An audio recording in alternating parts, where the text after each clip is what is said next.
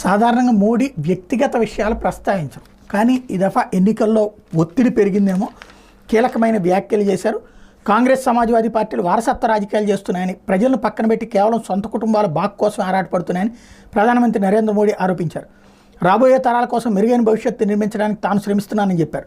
తనకు ఉత్తరప్రదేశ్ ముఖ్యమంత్రి యోగి ఆదిత్యనాథ్కి బిడ్డలు లేరని, ప్రజల బిడ్డల శ్రేయస్సు కోసం తాము తపన పడుతున్నామని వివరించారు.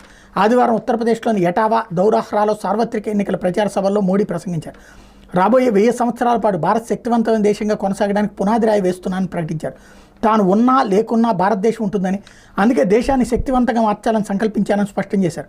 కాంగ్రెస్ సమాజ్వాదీ పార్టీల నాయకులు కేవలం సొంత భవిష్యత్తు, వారి పిల్లల భవిష్యత్తు కోసం ఎన్నికల్లో నెగ్గాలనుకుంటున్నారని మోడీ ధ్వజమెత్తారు. ఆ రెండు పార్టీల నేతలు వారి కుటుంబాలకు ఓట్ బ్యాంకుకు మాత్రమే లబ్ధి చేకూర్చాలని తహతహలాడుతున్నారని మండిపడ్డారు. బహిరంగ సభలో ప్రధానమంత్రి ఇంకా చాలా మాట్లాడుకొచ్చారు. వారసత్వ పార్టీల నేతలు సాధించే